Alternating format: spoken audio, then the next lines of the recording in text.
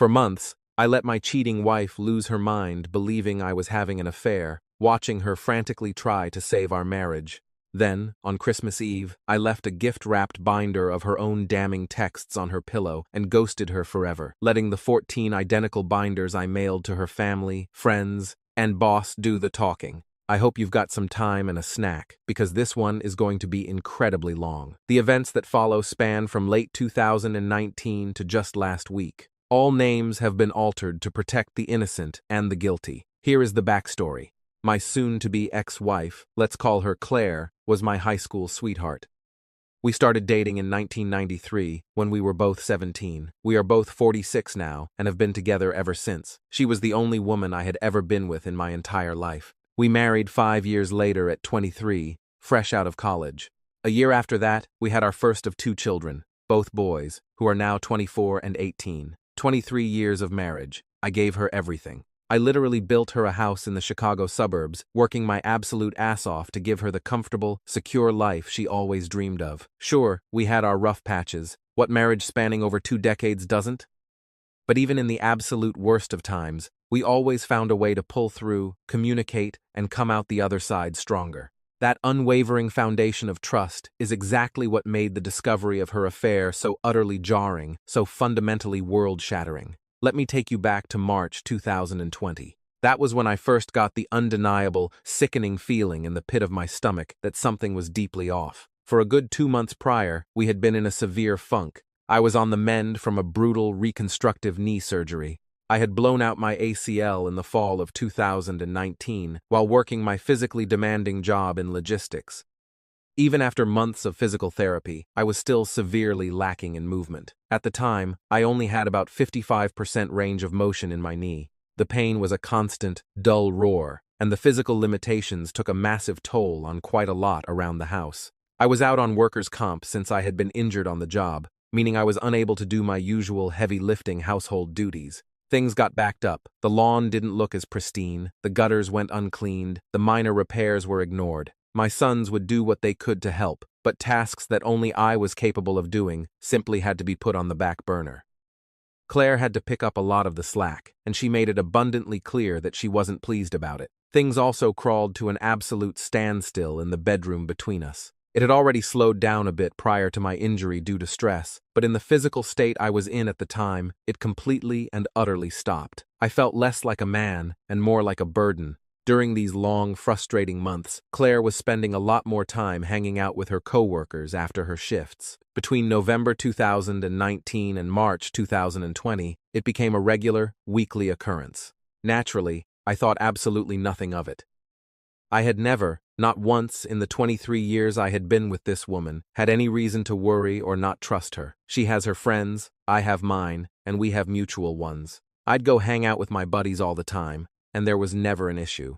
It was all completely above board, or so I thought. It was around January of 2020 that I started noticing something genuinely odd. Claire started getting noticeably, chillingly distant with me. Sure, we were in a funk because of my knee and the household stress, but she had never denied me basic affection before.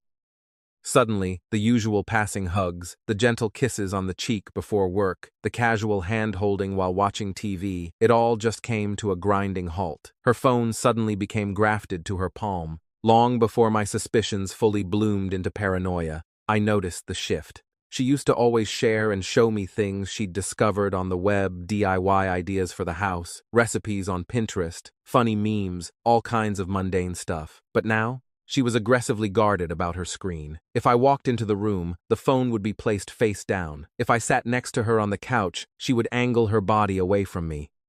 Even her basic interactions with me became incredibly snippy and short, as if my mere presence in the room was an exhausting inconvenience she couldn't be bothered with. So, we arrive in March. The pandemic has officially arrived. Chicago goes into lockdown mode. Both of our chosen careers fall under the essential worker designation, so neither of us has the luxury of working from home. I had just recently been cleared by my doctors to return to light duty at work after 5 agonizing months on the shelf. I was practically vibrating with eagerness to get back to it. 5 months sitting on my ass, rehabbing my knee, and not being able to do the physical activities I loved had driven me to the brink of insanity. For context, I am a very active guy. I'm an avid martial artist, and before the injury, I was typically in the gym 4 days a week, on top of all the home improvement projects I constantly ran. Within a week or two of the city locking down, Claire casually alerts me that she's going to have to start putting in extra hours at her company. Because of the nature of her administrative field, I thought nothing of this. I assumed it would be an extra hour here or there, maybe every other day, but no, it was every single day, and it wasn't just an hour.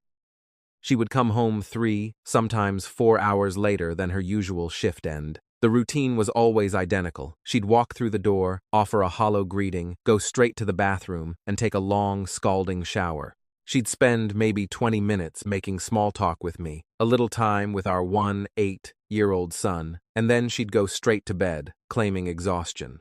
As my knee strengthened and I was able to support myself better, we finally started getting intimate again. But as you'd probably guess, she was entirely vacant. She wasn't mentally or emotionally present for it at all. It felt mechanical, cold, and obligatory. I noticed it immediately, and it made me feel sick to my stomach. By early April, the blurry picture started coming into terrifying focus. All of the signs, every single red flag I had been blindly ignoring, were pointing to the horrifying idea that my wife of 23 years was having an affair. I decided I needed answers.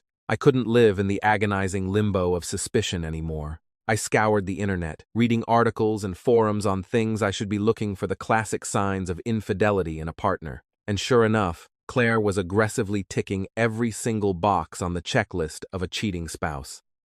My search inquiry quickly advanced from signs of cheating to how do I find concrete proof. I started with her social media. I went back and looked at her Facebook entries from the months prior. It was mostly the usual stuff, pictures of us and our sons, pictures with her and her girlfriends, and more than a few pictures of her nights out with her coworkers. In these group photos, it was a mixed bag of her closest friends from work and a couple of folks I had never met. But as I scrolled, my heart started to pound. I saw one recurring element in a disturbing number of these pictures. There was one guy. In every single picture he was in, he was standing uncomfortably close to my wife. His arm would be draped casually around her shoulder, or his hand would be resting intimately on her lower back. It was way too close, way too familiar for a guy I had never personally met or even heard her mention. Needless to say, that put a vile taste in my mouth. But that wasn't the worst of it. The worst part was the realization that apparently this dude was a friend of hers on Facebook and followed her on Instagram. So I clicked on his profile to look up his account. Error. Page not found. I grabbed my burner account that I used for martial arts forums and looked him up again. Boom, there he was. I was blocked. Why the absolute hell was I blocked from seeing this random coworker's Facebook account, yet he was actively friends with my wife? Yep, now I was in full Batman detective mode. At that exact moment, the denial evaporated. I wasn't even trying to convince myself otherwise anymore. I knew, with absolute certainty, that she was cheating on me with this guy. My new mission was to find out for how long and how deep it went. Over the course of April and May, that is exactly what I did. Let me tell you, I never had any clue the sheer depth of information you could secure from phone, text, and email records until my life depended on it. We had a family-planned cell phone package through our provider, and since I was the primary account holder, I was able to pull up quite a bit of data history. Claire's data logs were incredibly telling. The two most frequent numbers she had interacted with from October 2019 to April 2020 were my own, and a completely unknown number I had never seen before. Take a wild, flying guess whose number it was. A quick reverse search on Google, and I confirmed it belonged to the dude from the photos who had blocked me on Facebook. We will call him Mark. The picture was crystal clear now. But a lot of their text logs showed disjointed data usage, which meant she was using a third-party app or actively deleting her message threads before coming home. I knew she was cheating on me with this guy, but nothing in the carrier data could serve as the undeniable smoking gun I needed to confront her. I needed hard, undeniable evidence. It was at this point that I completely broke down and confided in my absolute best friend, Leo. I told him everything I had found. I was a weeping, shaking mess in his garage. He asked me if I had confronted her with what I had. I told him no, because I felt like circumstantial data logs weren't enough to nail her to the wall. she would just gaslight me and say they were working on a project. That was when Leo told me about a specific software app that I could discreetly download to her phone to mirror and spy on her communications in real time. I won't say the name of the app as I don't know the exact rules on promoting that stuff here, but I got it. One night, while she was dead asleep, I unlocked her phone, installed the software, hid the icon deep in a system folder, synced it up to my data plan, and waited. Within 3 days of doing so, I finally saw it. I was sitting in my car on my lunch break when the notification pinged. I opened the mirrored app and read a live text string between the two of them. They were talking in graphic, sickening detail about how much fun they had had the previous night in his bed, the specific things she did to him, and making explicit plans to do it all over again that coming weekend. Boom. Gut punch. To say I was completely devastated would be the understatement of the century. I felt like I had been thrown out of a moving vehicle. I couldn't breathe. My vision swam. I threw up my lunch right there in the parking lot. That moment counts as my official D-Day. For the next 2 days after reading those texts, I was just completely broken, a hollow shell of a human being. I actively, aggressively distanced myself from her. I couldn't bear to be in the same room. If she walked into the kitchen, I walked out. If she sat on the couch, I went to the garage. She was noticeably shaken by this sudden, extreme shift in my demeanor. She would try to console me, touching my arm, asking me with these big, fake, innocent eyes what was wrong. I would physically recoil from her touch, brush her off, and leave her presence without a word. I couldn't even look at her face. This woman who I gave 23 years of my life to, the mother of my children, the woman who I had given absolutely everything I could and more to as a loving husband. And she had stepped outside of our sacred marriage to spread her legs for a guy who was just 5 years older than our eldest son. By the 3rd day, the crushing sadness evaporated. It was entirely replaced by a cold, calculating, volcanic rage. I wasn't sad anymore. I was pissed. I called Leo to let him know my suspicions were 100% confirmed with hard proof. He asked me if I was going to confront her and kick her out. My answer was no. I told him I didn't want to just divorce her. I wanted absolute, biblical payback. I wanted to destroy her. I wanted to leave her entire life in burning shambles and completely ruin her. It was going to take time, patience, and absolute discipline to do so, but I began devising a plan. In my obsessive readings and research on infidelity over the previous weeks, I had seen a quote on a surviving infidelity forum that deeply resonated with me. It went something like, "The enemy of infidelity is unpredictability." That was going to be the foundational basis of my plan. I was going to make her mental life hell on wheels, slowly driving her insane with paranoia, while also secretly, meticulously planning my exit strategy. So, we are now in early June 2020. I still have the spy app actively running on her phone. Pretty much every single night, I am gathering as much data as humanly possible. I am reading their back-and-forth messages. They are talking to each other like it's a full-blown, star-crossed lovers relationship. They are in the affair fog, sexting, sending I love yous, romantic quotes, nudes, the whole fucking disgusting bag. At a certain point, I had completely stopped reading the content for the emotional impact. I was completely numb to it. I was simply acting as a data clerk, collecting the info, taking screenshots, and cataloging everything on a private, encrypted cloud server I had set up. Meanwhile, I start enacting phase 1. I begin doing things wildly out of the ordinary. I start going out at odd, unexplained times. I start coming home even later than she does. When I am in her presence, I am glued to my phone, smiling at the screen, typing rapidly. When she inevitably asks, "What are you up to? Who are you texting?" I just casually lock the screen, slip it into my pocket, and simply say, "Just stuff," with a vague smile, and walk away. I also went through and completely changed my login info and passwords on absolutely everything, my phone, my laptop, my iPad, my banking apps, so she couldn't access a single piece of my digital life. Mind you, for our entire 2-3-year marriage, we had never hidden a single thing from each other. We knew each other's passcodes by heart. But right around the start of her affair, she had changed her password on her Facebook, as well as her phone lock screen, casually stating she had to because of the security breaches in the news recently. Yeah, a really nice, convenient cover for hiding your affair from your husband. Now, I was giving her a taste of her own medicine. I clued Leo in on the full extent of my plan. I also brought in my older sister and 2 more of my closest, most trusted friends, Sam and Maya. These are people I would trust with my life, and I swore them to absolute blood oath secrecy. For context, Leo and I have been best friends since we were kids playing in the dirt. Sam and Maya, I've known since high school. Keep Maya in mind, because she comes into play in a massive way down the road. July arrives, and my soon-to-be ex-wife is officially in full-blown paranoia mode. The unpredictable behavior is working flawlessly. She is texting and calling me significantly more frequently now, asking me if I'm going to be home when she gets off work, asking me when I'm coming home if she's already there and I'm out, asking me who I'm with, the works. Reading her mirrored texts, I can vividly see the seed of doubt I planted in her head starting to violently sprout, especially in her communication with Mark. She is constantly confiding in him her deep doubt and confusion, telling him that I am getting incredibly cold, distant, and secretive. The absolute fucking nerve of this woman to complain about me being distant while she's literally texting her side piece. In the interim of these panicked interactions with Mark, she actually suggests to him that maybe they should stop meeting up at our house for their quickies, because she has no idea if I'd just unexpectedly show up. Reading that made my blood run cold, confirming that yes, she had brought this piece of shit into my home, into my bed. Thanks, Claire.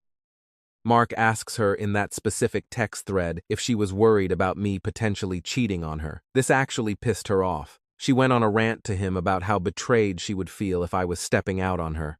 I cannot even begin to describe the twisted level of dark joy and how many genuine, out-loud laughs I got out of reading that specific exchange. My cheating wife, vehemently arguing with her affair partner over how furious she would be if her husband was cheating on her. Oh, the absolute fucking irony. Now, bear in mind, I am not hooking up with anyone. When I leave the house for hours on end, I am usually just sitting in Leo's or Sam's garage, throwing back some beers, watching UFC fights, and spending time with my brothers. Or I'm at my big sister's house, hanging out with her and my brother-in-law, who is like an older brother to me. My sister is 53, and her hubby is 59. She had told him about Claire's infidelity, but not the intricate details of my revenge plan. I couldn't risk it, as he's known to be a bit of a blabbermouth after a few bourbons. We fast forward through the grueling summer, all the way to October 2020. That's when things seriously pick up speed. I have been maintaining my faux affair illusion for over 3 months now, and Claire is hyper-aware of the fact that I am actively, intentionally pulling away from her. From the day I enacted my plan until the day she finally confronted me, the 20th of October 2020, I had not laid a single finger on her. No hugs, no passing kisses, no initiation of intimacy, absolutely nothing. It's not like she needed it anyway. She was still actively fucking Mark, just mostly at his apartment or at cheap motels now since she was terrified I'd catch them at the house. That Tuesday afternoon, she calls me while I'm at work. This wasn't entirely rare before all this began, but it certainly hadn't happened in a long while. Her voice is shaky. She asks me to come straight home after my shift, saying she had something incredibly important she needed to talk to me about. I'm not going to lie to you all. A small, naive part of me half believed she was finally going to break down, confess her infidelity, and beg for forgiveness, but she of course didn't. Instead, I walk through the front door, take off my boots, and she immediately ambushes me in the kitchen. She has tears welling in her eyes and asks me, with a trembling lip, if I was unhappy with her. The absolute nerve. She starts citing the fact that I've been spending way too much time away from home, that I don't show her any affection anymore, that I'm always hiding my phone, and that our intimate life has completely died. She tells me she's terrified I'm pushing her away because I was harboring resentment over how she treated me during the months I was rehabbing my knee. And then came the absolute punchline of the century. She took a deep, shaky breath, looked me dead in the eyes, and actually fucking gasped. Are you cheating on me? Folks, my brain short-circuited. I literally fell back onto the kitchen floor and started laughing hysterically. And when I say hysterically, I mean full-blown, unhinged, Arthur Fleck Joker laughing. On the surface, to her, it probably looked like I was laughing off the utterly ridiculous notion of me being unfaithful. But it was, of course, actually me laughing at the sheer, mind-bending audacity and irony of what was happening right in front of my eyes. I am tearing up, pounding my fist on the linoleum floor in complete hysterics for a good 2 straight minutes before I can finally compose myself enough to breathe, let alone answer. I sit up, wipe the tears of laughter from my eyes, and look at her for the first time in months. I just shake my head slowly, but I don't give her a verbal answer.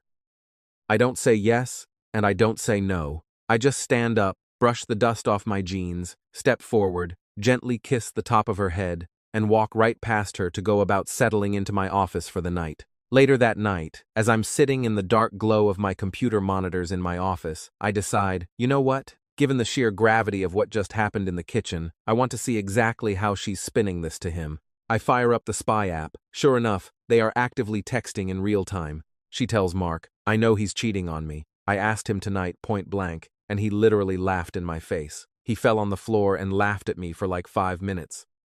He didn't even deny it. He doesn't even care how I feel anymore. I don't know how or why, but he's gone. I know I've lost him. This is karma. I know it is.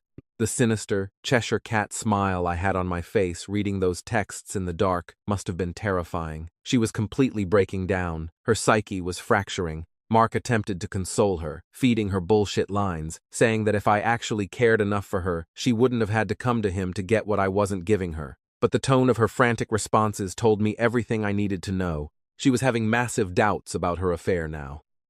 She had the absolute nerve to step out of our marriage because I was physically unable to fulfill my role as a husband due to a legitimate, painful workplace injury, and she kept the affair going for nearly an entire year. But the mere fabricated idea of her losing me to another woman, that was enough to make her entire world crumble. What an absolutely weak, pathetic hypocrite. Now, during all of this psychological warfare, I was also executing the second, much more practical part of my plan for absolute payback, getting all of my financial and legal affairs in perfect order.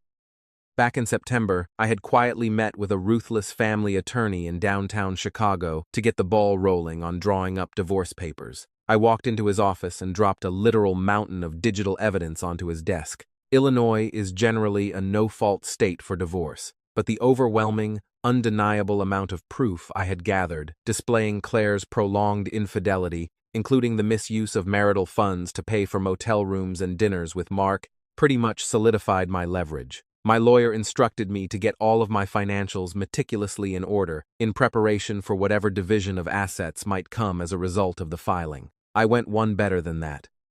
Over the course of a month, I secretly, systematically siphoned my portion of the money out of our joint savings and checking accounts and transferred it into a secure, personal account at a completely different bank. I didn't touch her paycheck deposits, just my own contributions and my half of the accumulated savings. I also started aggressively shopping around for a new place to live. As part of Phase 2, I found a perfect studio apartment across the city, paid the deposit in cash, and signed a solid 2-year lease. It was small, but it was mine, and it was a fortress she would never have access to. We are now in November 2020.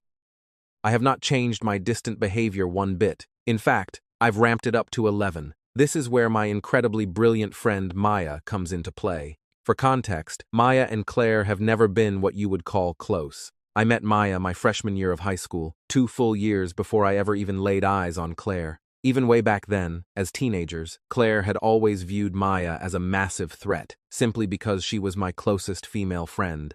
There had always been an unspoken, icy, I don't trust her vibe radiating from Claire regarding Maya. She never addressed it directly to my face, but it was painfully obvious to anyone who paid attention to their interactions. Conversely, Maya had never been a big fan of Claire either. Early on in my relationship with Claire, Maya had pulled me aside and pointed out how Claire was aggressively imposing herself into our tight-knit little square of high school friends, trying to dominate my time, whereas I never did the same with Claire's set of friends. That irked Maya, because she saw right through Claire's insecurities. Among Claire's circle, even now as adults, she has absolutely no male friends, aside from Mark, obviously, whereas Maya is the only girl in my close-knit group of brothers. Maya had been stuck over in Europe due to the pandemic travel restrictions and finally managed to return to Chicago on November 3rd. Leo, Sam, and I decided we were going to celebrate her safe return with a private night at Sam's house for dinner and drinks. There were only 5 of us: Leo, Sam, Sam's wife, Maya, and myself. We were sticking strictly to the CDC guidelines, taking the virus very seriously. Maya, being the absolute evil mastermind that she is, had been fully briefed on my revenge plan. As we were drinking wine in the kitchen, she came up with an incredibly devious idea to completely trigger Claire's paranoia. She suggested we take some photos together. Not just regular photos, but staged photos in the exact same vein as the damning photos I had discovered of Claire and Mark months prior. We would post them directly to my Facebook account, and that is exactly what we did. We took several photos where Maya and I were laughing, holding drinks, with my arm draped heavily around her shoulder, our faces pressed close together. It looked incredibly intimate. I posted them that night. Because I rarely ever post on social media, whenever I do, it immediately jumps to the top of everyone's feed. It wasn't until November 5th that Claire finally got wind of it. I'm guessing one of her nosy friends noticed my update and immediately texted her to gossip about how uncomfortably close I looked with Maya. This absolutely nuked Claire's fragile mental state. She still firmly believed I was actively cheating on her, and I can almost guarantee she wanted to directly accuse me of sleeping with Maya right then and there. But she couldn't, because she knew for a fact that Maya had been physically stuck in Europe for the vast majority of the year. That still didn't stop her from attempting to aggressively dress me down that evening in our living room. She paced back and forth, her voice shrill, berating me for being so, as she put it, inappropriately handsy in the pictures with another woman. I was sitting calmly in my recliner. I took a slow sip of my coffee, looked up at her, and saw a golden, once-in-a-lifetime opportunity to deliver the devastating lead jab to set up my final knockout blow. I set my mug down. I looked her dead in the eyes, my voice completely devoid of emotion, and said, "So, what about the pictures of you and Mark from last year? He was pretty damn handsy with you in those. Did you see me throwing a hysterical fit and getting bent out of shape over it?" Deer. In. Headlights. The color instantly drained from her face. It was the absolute first time I had ever spoken the dude's name out loud throughout this entire 10-month ordeal. The hamster wheel in her head started violently reeling in real time. You could physically see the panic behind her eyes as she frantically tried to formulate a way to explain away those pictures. Up to that exact second, she hadn't even known I had seen them. And explain them away she did. She started stammering, waving her hands defensively. "Mark? Oh my God, he's just like that with everyone. He's just a really touchy, friendly guy. I can see how it looks to you, but I swear there is absolutely nothing there. I'm so sorry if those pictures hurt your feelings. I'll go online and delete them right now." I just stared at her. I didn't say a word. Internally, I was screaming, "No, you lying sociopath. The pictures aren't what hurt me. The year you've been letting this dude inside of you whilst lying to my face that you're working extra hours to provide for our family is what hurt me. But vengeance, as Lieutenant Worf from Star Trek so famously said, is a dish best served cold." I simply nodded, picked up my coffee, and went back to watching TV. From that night forward, Claire became extra, suffocatingly clingy and attentive to me, like annoyingly, desperately so. She constantly tried to initiate physical affection, bringing me gifts, trying to force intimacy. I would casually, coldly stonewall her at every single opportunity. All the while, I am still religiously checking the spy app, archiving every single panicked message she is sending to Mark. Mind you, by this point, I had long since gone completely emotionally numb to her. Any lingering, microscopic desire I might have had to save my marriage or go to counseling was dead and buried. I had mentally checked out the day I enacted the first phase of my plan. I watched as she confided in Mark that my behavior had gotten worse. She told him she didn't know what to do, that she felt like she was losing her mind, and that she felt like I absolutely hated her. Spoiler alert, I did. Then, on November 12th, came the bombshell text thread. She texts Mark and says she absolutely cannot see him anymore. She says the guilt is eating her alive, that she can't sleep, and she feels like karma is physically suffocating her. She tells him she cannot risk losing her husband. She types out the words, "I love you, Mark. I really do. But I am still deeply in love with my husband, and I have to put all my energy into saving my marriage before I lose him forever." Reading that, I just shook my head. "No, my dear. You're about 8 months and 100 betrayals. Too late for that." Mark completely loses his absolute shit. He starts spamming her phone, sending paragraphs of text, saying such lovely, manipulative things as, "He doesn't love you the way I love you. You're making the biggest mistake of your life. You can't just use me and throw me away like this." That text chain would be the absolute last communication they would have until about 3 weeks ago. Throughout the remainder of November and into early December, Claire is stuck in a torturous limbo of her own making. She is constantly walking on eggshells, trying to gauge where my headspace is, and is still completely unable to tell if I am actually being unfaithful with Maya or anyone else. Meanwhile, Mark is steadily blowing her phone up daily, calling and texting, but she is rigidly ignoring him. I'd see her check her phone, see his name, wince, and quickly shove it back in her pocket.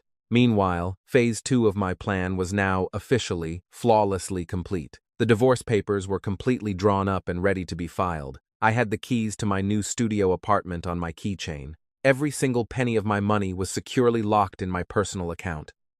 I was fully prepped and ready to throw my final haymaker. So, we arrive at Thanksgiving 2020. My oldest son, 24, and his fiancée were hosting a small, intimate gathering at their apartment for our immediate families. It was them, the fiancé's parents, myself, Claire, and our youngest son, 18. We actually have a genuinely great night. My oldest's fiancée is studying to be a culinary chef, and she did all the cooking herself. Let me tell you, the girl can fucking cook. The turkey was incredible.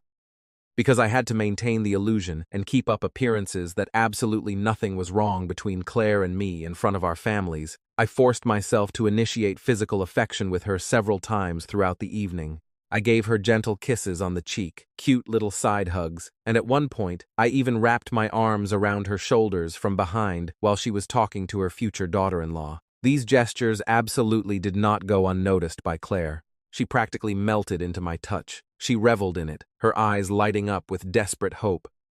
Bear in mind, this was the absolute first time I had willingly touched this woman since I kissed the top of her head the night she confronted me in October. I am not going to lie to you, my skin was crawling. I felt physically repulsed doing it, but I had to play the part. I couldn't risk jeopardizing the final phase of the plan. Me acting cold and distant to her in front of my boys and her future in-laws would have instantly set off massive alarm bells, and I needed absolute total surprise for Christmas. As the night winds down, my youngest son decides he wants to stay over with his big brother and play video games for the night. So, Claire and I head out to the car to drive home alone. On the dark drive back to the suburbs, she reaches across the center console, grabs my hand, and squeezes it tightly. She looks at me with tears in her eyes and thanks me for being so good to her that night. She softly says, "I don't know what you're going through inside your head, baby, but I'm here for you. We can fix this."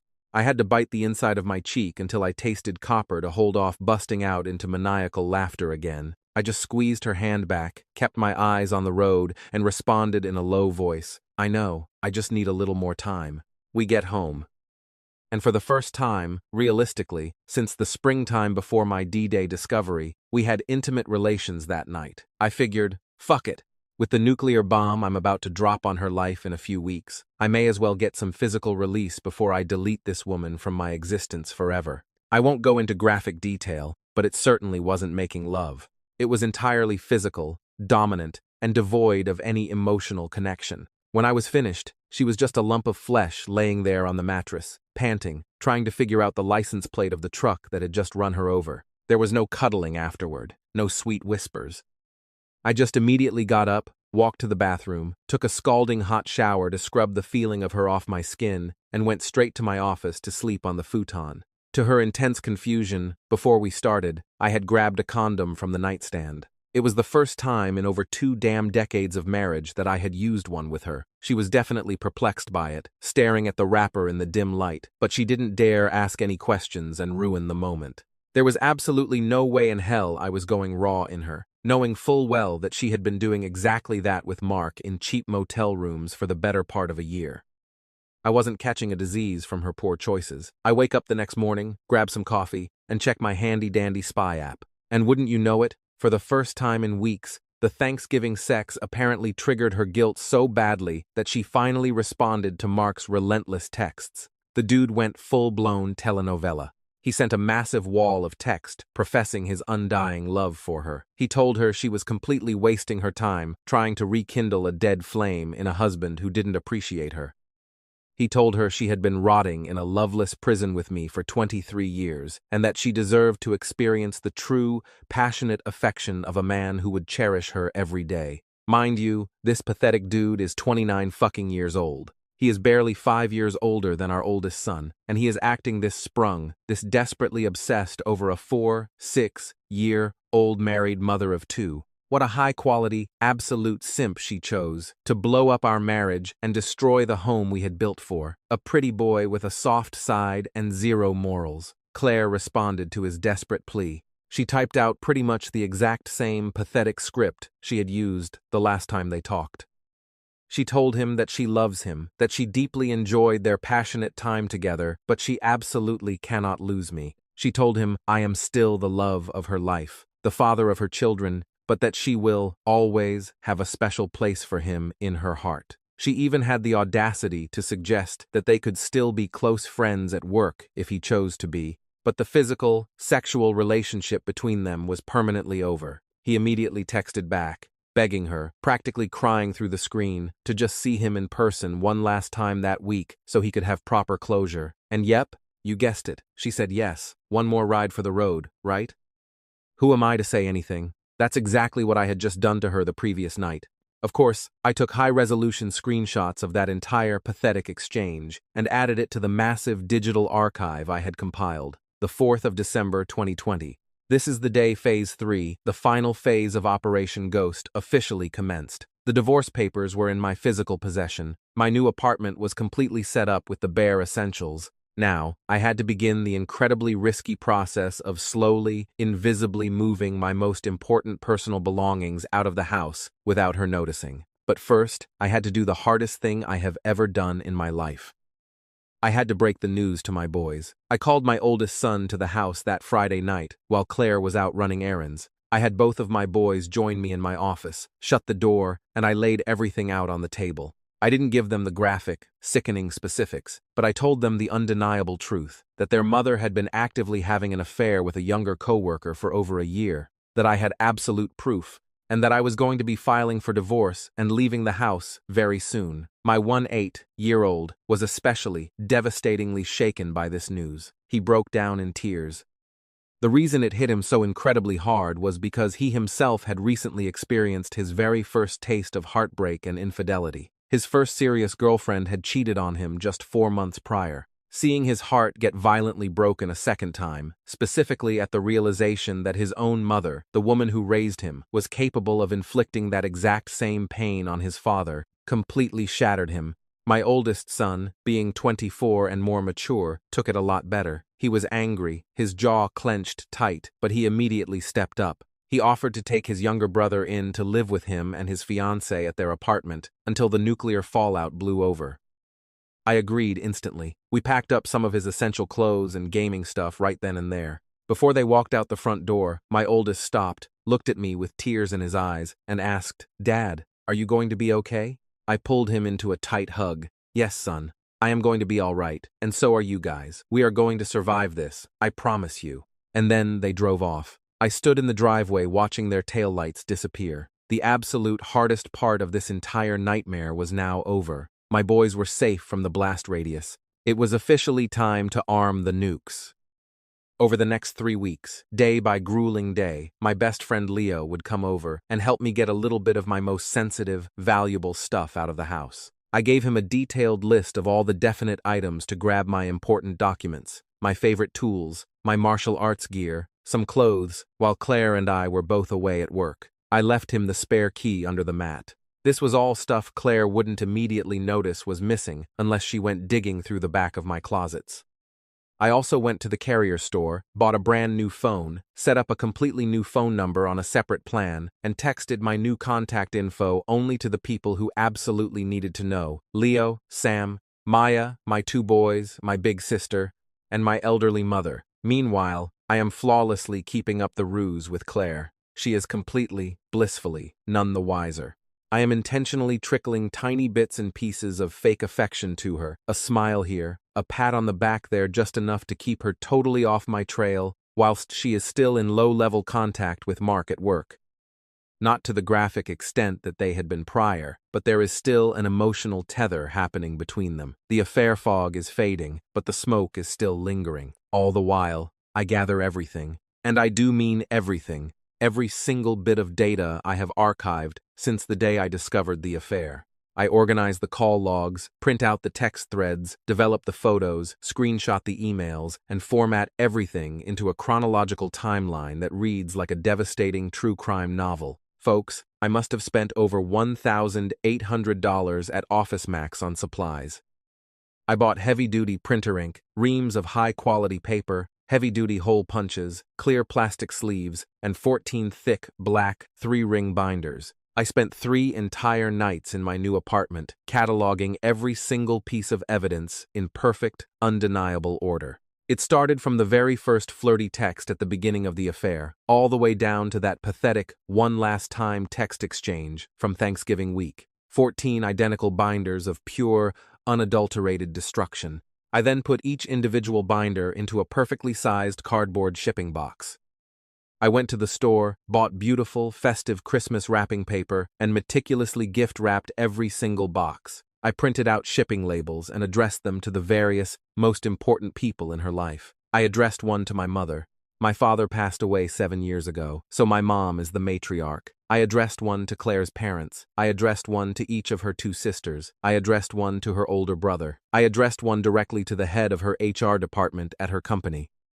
Did I forget to mention that Mark works for the exact same company, and there is an incredibly strict, fireable offense rule against interdepartmental relationships because of the sensitive financial nature of what she does? I addressed one to the head of Mark's specific department. I addressed several to her closest, most gossipy girlfriends. I addressed one to Mark himself. And, as the absolute cherry on top, I found Mark's parents' address online and mailed one directly to his mother and father. On December 16th, I loaded all 14 heavy-ass boxes into the back of my SUV, lugged them into the local post office, and paid for priority-tracked shipping on every single one of them. The estimated time of delivery for all the packages? December 22nd through December 24th. Absolutely perfect timing. Merry fucking Christmas. So, we finally arrive at Christmas Eve. The tension in my chest is palpable. Claire comes home from work around her usual time. I have absolutely no idea if she had seen Mark that day for her one last time closure meetup. I had completely stopped tracking her phone on the spy app on the 18th. I figured I had already gotten all the mileage and evidence I possibly needed from it, and I honestly just didn't care anymore. As per her usual routine, she walks in, takes her shower, and comes out to the living room to hang out with me for a bit. We watch a Christmas movie, she drinks a glass of wine, and then I take her to the living room couch and blow her back out one last time. I know, I am a complete and utter asshole for that, but I didn't care. She kisses me goodnight, completely exhausted and happy, and turns in for the night, falling into a deep sleep in our marital bed. The final countdown was upon me at long last. The nuclear missile I had been arming since June was finally, irreversibly launching. At 2 a.m., in the dead middle of the night, I quietly woke up from the futon in my office. I took one of the 3 remaining binders I had kept. I taped the official, legally binding divorce papers directly to the inside front cover. I gift-wrapped it in the same festive paper, walked silently into the master bedroom, and gently set it on my side of the bed, right next to where she was sleeping. On top of the wrapped box, I left a simple, handwritten note that just read, "Merry Christmas." Right next to the note, I placed my old cell phone factory reset and the pristine white business card of my ruthless divorce attorney. I silently walked out of the bedroom. I packed up the very last remainder of my most needed daily items, enough to fill 2 large duffel bags. I zipped up my coat, grabbed my keys, and walked out the front door of the home that I had spent 23 years of my life building, maintaining, and loving. I locked the door behind me for the absolute last time, got into my truck, and drove away into the freezing Chicago night. That, my friends, was 1 week ago. To Claire, I am completely, utterly off the grid. I am a ghost, a shadow. I have vanished into thin air. She is entirely blocked on my new phone, my email, and all my new social media. However, she still hasn't blocked my old, inactive Facebook account for some reason, so through my burner account, I have been quietly keeping tabs on the radioactive fallout. It is absolutely, undeniably glorious. My packages reached every single person I sent them out to right on schedule. The detonation was spectacular. Claire is getting absolutely crucified in the public square of her life. Her youngest sister completely dressed her down in a massive public Facebook rant, calling her a home-wrecking slut. Both of her elderly parents have condemned her actions, telling her they are deeply ashamed to call her their daughter. My own mother, oh my sweet elderly mother, absolutely destroyed her. Like, holy shit. I always knew my mom had a fierce mean streak when it came to protecting her family, but the things she called Claire in a voice note she forwarded to me were unfucking holy. She made a sailor look like a choir boy. Claire has been frantically, desperately trying to find out if anyone knows where I am or what my new number is, but the very few people who actually do know are standing firm and aren't saying a single word to her. All over her Facebook feed, she is posting desperate, crying statuses, trying to reach me, begging me to just call her, because I'm guessing she knows I'm likely looking from a burner, but I am not saying a single fucking word to her. The absolute next time I share oxygen in the same room with that woman will be with my lawyer sitting right next to me at the mediation table. She has absolutely zero way of spinning the narrative to her friends or family to paint me as the neglectful, abusive bad guy. She can't play the victim because I preemptively exposed her raw, undeniable truth to every single person who matters in her life. The binders contained everything. The nudes, the texts, the motel receipts. There is no denying it. And the professional fallout? From what a mutual friend who works in the same building told me, when HR opened those binders on the 23rd, it was a bloodbath. Claire and Mark were immediately summoned, their badges were confiscated, and they were escorted out of the building by security.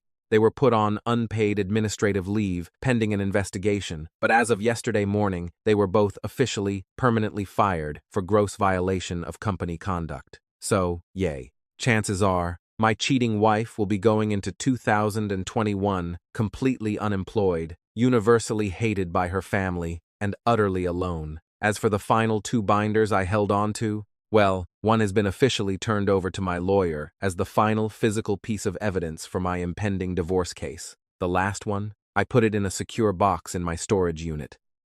When the divorce decree is finally signed by the judge, I plan on taking it to Sam's backyard and burning it in his fire pit while drinking a very expensive bottle of scotch. Do I feel guilty about any of this? Do I feel like I went too far? No. Not even in the slightest microscopic fraction of a percent. For 23 years, I did right by this woman. I gave her the beautiful home she wanted. I gave her the family she wanted. I gave her the life I felt we both truly deserved.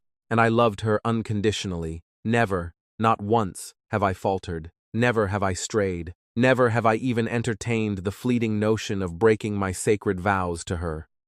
When an issue came up that I felt was negatively affecting our marriage, I came to her like a man, communicated my feelings, and we sorted it out together as best we could. She, on the other hand, opted to find cheap comfort in another man's bed rather than come to me and say she was unhappy with our intimate life during my painful medical recovery. She decided to step out with a young, pathetic punk who gave her some temporary tingles. So no, I have absolutely zero sympathy for what I did to her, or for the hell she is currently living in. She can burn in hell for all I care. The absolute most I stand to lose in the divorce is my half of the equity in the house, one of the cars, and maybe a couple $100 a month in temporary alimony. But seeing as the divorce is filed under the statute of at-fault adultery, with a literal mountain of insurmountable evidence, my lawyer is highly confident we can get the alimony completely waived. As far as I'm concerned, the woman I loved died in March. This new entity is dead to me, and I am never looking back. Quick edit. A lot of people are commenting that Illinois is strictly no fault. It is, but under certain specific circumstances regarding the gross dissipation of marital assets, her spending our joint money on motel rooms and dates with Mark, a judge can heavily sway the financial division in my favor. My lawyer has informed me my case falls perfectly under this. I'll be meeting the soon-to-be ex-wife with her lawyer tomorrow for the first time since I left. I'm guessing it will be a shit show. I'll update here when it's over. Update 1. The lawyer meeting and moving on. Christmas Day was the first full day I spent waking up in my new apartment.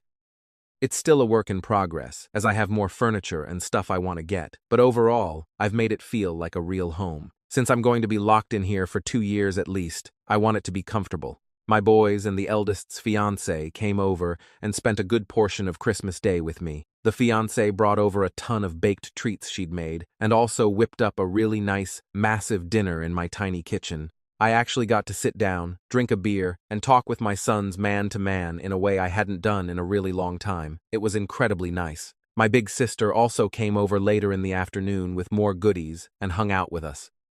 It had been the first time she'd seen her nephews in nearly a year due to the pandemic. Having all of my real family around me doing well did my soul some real good.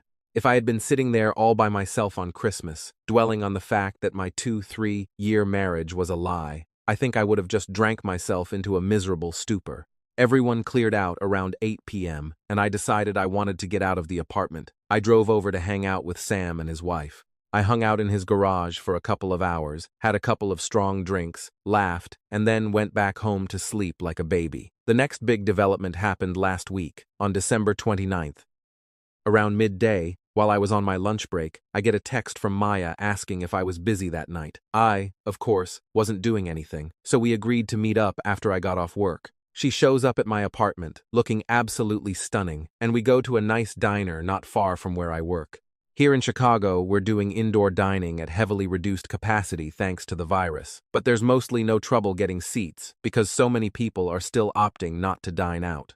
After we are seated in a quiet corner booth and order our food, Maya takes a deep breath, looks me nervously in the eyes, and pretty much lays all of her cards flat out on the table.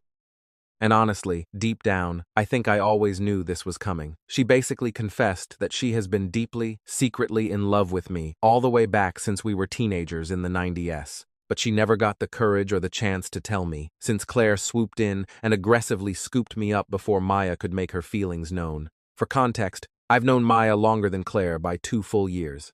As I mentioned before, she's been the fourth pillar of my social square consisting of myself, Leo, and Sam. We were the weird social outcasts in high school, the alt-rock kids who didn't fit into any of the popular cliques. Back then, Maya had a severe weight problem and struggled with early-onset diabetes. She was the heavy-set, quiet goth chick who was super cool to hang with, but no guy in our school would ever give a second romantic glance at.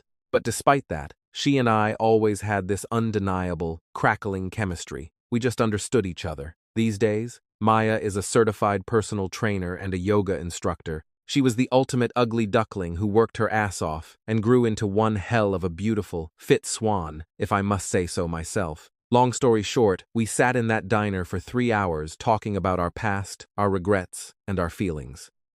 We decided that upon the absolute legal finalization of my divorce, we are going to officially start seeing each other romantically. And yay, I slept with her that night.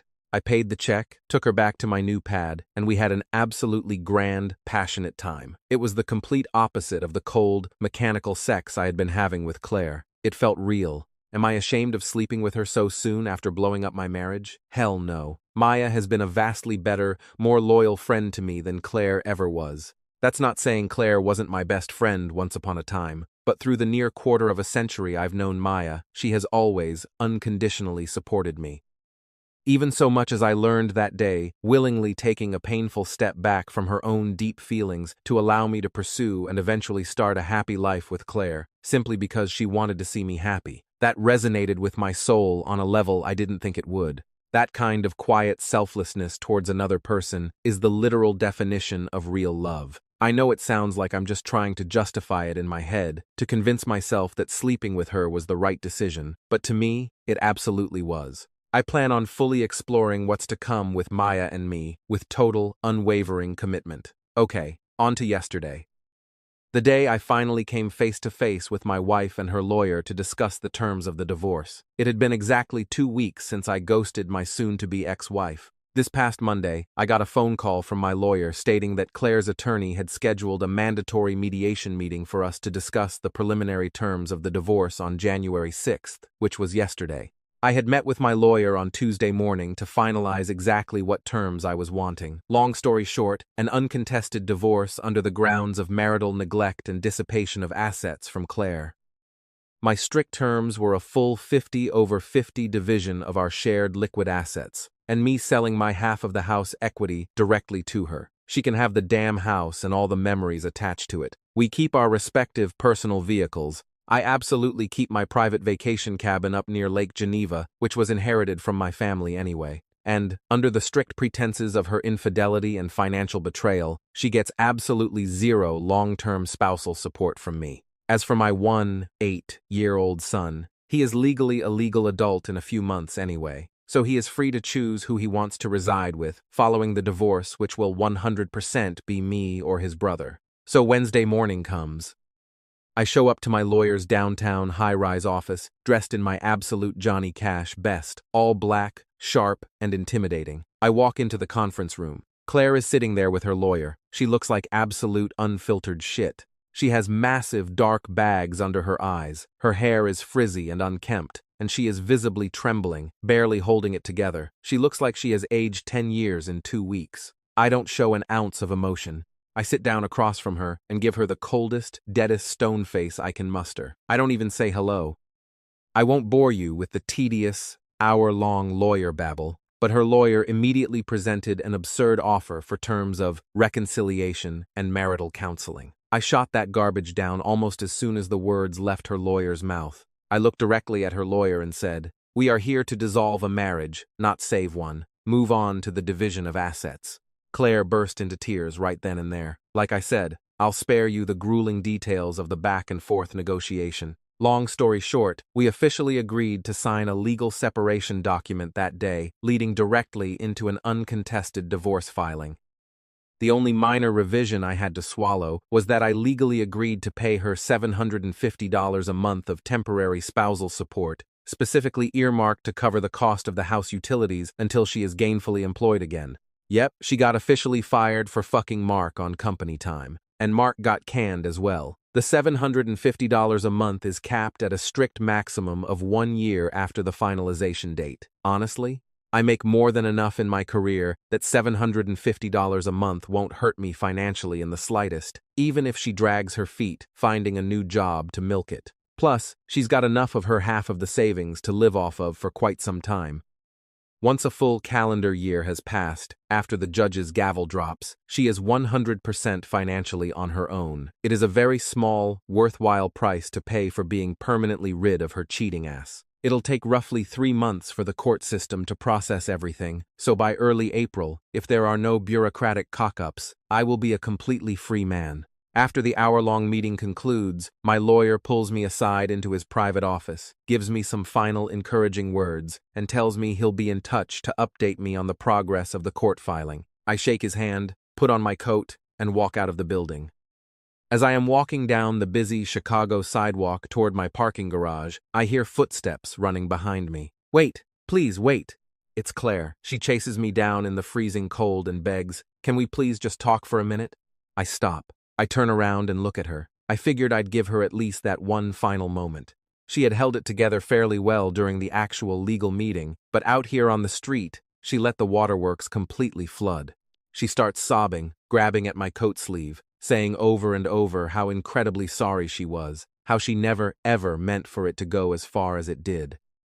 She says she never expected to fall in love with Mark, but that she realized exactly how wrong it was to betray her own husband the second she thought I was the one cheating on her. The irony was still completely lost on her. She looked up at me, mascara running down her frozen cheeks, and pleaded, "Could you ever find it in your heart to forgive me? Maybe in a few years, after we've both healed, could we try to start over? I can't imagine what my life is going to be without you." I stared at her pathetic, weeping face. I felt absolutely nothing but disgust. I calmly told her to start imagining her life without me right fucking now, because this would be the absolute last time I ever speak to or look at her. I told her that our youngest son is almost a man and old enough to make his own choices as to his future, and he wants nothing to do with the environment she created. I told her that I gave her half of my entire life, my youth, my sweat, and every single ounce of love I had unconditionally. And she, in her own admitted words, chose to fall in love with another man in cheap motel rooms. I told her that there is absolutely zero chance of me ever forgiving her. That all of the love I had for her didn't die overnight. It was slowly, methodically murdered by her over all those months that she confided in and professed her love to Mark, rather than coming to her husband and communicating she had an issue with our marriage. I told her, "I loved the woman you once were, but I absolutely despise the pathetic stranger standing before me right now. If I never see your face again, it'll be too soon." Here we are, standing on a freezing sidewalk in downtown Chicago. She is making an absolute scene, crying her eyes out, gasping for air. A couple of folks walking by in heavy coats give us nervous side glances, but at that point, I truly didn't care. I wasn't about to publicly scream at her or humiliate her. I had pretty much already socially and professionally destroyed her life with the binders. But I needed to get that last, toxic bit of emotion I had for her out of my system. I finished by telling her that I didn't regret the 23 years I spent being a loyal husband. I regretted that after 23 years, she decided the easy, cowardly way out was the better option. And then, I delivered the absolute killing blow. I have you lovely sons of bitches on Reddit to thank for this last line, because I read it in a comment thread, and it popped into my head just seconds before I turned away. I leaned in close, looked her dead in her weeping eyes, and whispered, "For 23 years, I truly thought you were mine, but it turns out, it was just my turn." I pulled my coat collar up, put my earbuds in, turned around, and walked the fuck away, leaving her sobbing on the concrete. Later that night, my phone rings. It's an unknown number. I answer it, and it's Claire's father. He had gotten my new number from my mother. He called me and profoundly apologized for his daughter's actions. He praised me for always being a good, hard-working man to his daughter, and told me, his voice breaking, that he is deeply ashamed of her. He said he and her mother raised her to be better than a liar and a cheat. I'm not going to lie. My eyes welled up a bit. I'm going to deeply miss the old man. My own dad died years ago, so my father-in-law had always been my default father figure since my 20s. But I told him respectfully that I simply can't see myself maintaining a healthy relationship with anyone on her side of the family after all of this. It would just be too painful. He understood, wished me the best of luck, and we hung up. After that emotional call, I opened my laptop, logged onto my main Facebook account, and symbolically changed my relationship status from married to divorced. Yay! I know it's not legally final yet, but in my eyes and my heart, it is completely over and done. Like I said, when I make a post on Facebook, it's an event for my circle. So plenty of folks immediately started hitting me up over Messenger asking frantic questions. I laid it all out, plainly. I told everyone that I had officially filed for divorce from Claire earlier in the day due to her prolonged infidelity. Of course, Maya called me 5 minutes later, absolutely shocked that I pulled the legal trigger so fast. Obviously, she knew I was already in the process of it when we spoke at the diner, but she had no idea how far along the paperwork actually was. I asked her if she could come over. And of course, she comes running. We knocked boots again, but this time, it was slower, sweeter. She stayed the entire night. We laid naked in my bed, tangled in the sheets, and just talked into the wee hours of the morning. I haven't felt this incredible level of relief, peace, and genuine emotional connection in a really, really long time. Maya just gets me. I can't get enough of being around her. Since the day she confided her true feelings in me, she is absolutely all that's been on my mind. Yeah, I know some folks on here are going to judge me and say it's fucked up that I'm moving on so fast. But as far as I'm concerned, my marriage ended the exact day Mark let Claire touch his pecker. I mourned the death of my marriage in secret for 6 months while I plotted my revenge. I am long past due for some happiness. So yay, that's it. That's the end of that chapter. My divorce is actively in the works, and I'm moving on to start a real, honest relationship with Maya. I know in a comment response to someone on my first post I said I'd probably never marry ever again, but that was before Maya came clean to me about how she truly felt. I can't deny that I feel the exact same fiery way about her. We're going to take it relatively slow, and we're not publicly announcing anything on social media until the judge signs the divorce decree and it is 100% legal and official. As for Claire, I could give a flying fuck what happens to her now. She could move Mark into our old master bedroom for all I care. I'll be getting my massive payout for my half of the house equity over the course of 2021 inches 4 quarterly installments. And aside from the $750, I will automatically wire directly to her checking account monthly for the next year. I never have to see or speak to her again. To all of the amazing words of support, encouragement, and praise from this community, I eternally thank you all. You helped keep me sane. Update 2, the attempt and the aftermath. The hits just keep on coming. I've been sitting in my dark apartment staring at the wall for hours now. I didn't know where else to post this, so this sub seemed appropriate to get it out of my head. If you want the full, insane backstory, check my post history. The incredibly quick version is this. I discovered my wife of 23 years was having a year-long affair with a 29-year-old coworker. I concocted a massive, psychological plan to completely upend her life, centered around gaslighting her into thinking I was the one having an affair. I kept the ruse going for over 6 months while secretly compiling a mountain of evidence, securing divorce papers, and planning my exit strategy. On December 16th, I mailed 14 gift-wrapped binders of her damning texts and nudes to her family, her friends, her HR department, and her lover's family. On Christmas Eve, I left one final binder with the divorce papers on her pillow and ghosted her. Her life imploded. She was fired, disowned, and publicly shamed. Last week we signed the separation agreement. I told her I hated her and walked away. This brings us to last night. As only my closest friends, 2 sons, older sister, and mother have my new contact info, and I've completely blocked my soon-to-be ex-wife on all social outlets. She has had absolutely no means of reaching me since I left her on Christmas Eve. But some of our mutual friends still do. Last night, I'm hanging out in my apartment, watching a movie with Maya, and I get a frantic voice call notification on Facebook Messenger from one of said mutual friends. She was one of the very few who hadn't completely abandoned Claire following the public outing of her affair. I paused the movie and answered. She didn't waste a single second. She was hyperventilating, crying hysterically. She told me she had went over to the house to check on Claire because she wasn't answering her texts all day. She let herself in with her spare key and found Claire passed out on the floor of the master bathroom. She was foaming at the mouth, barely breathing, with 2 completely empty bottles of prescription sleeping pills and painkillers scattered next to her. She had called 911. Claire was currently in the back of an ambulance on her way to the ICU in critical but stable condition. The paramedics told the friend that she would likely pull through because she was found just in time, but it was incredibly close. The friend was sobbing through the phone, begging and pleading for me to rush to the hospital. She said Claire's parents and 2 of her sisters were already rushing there.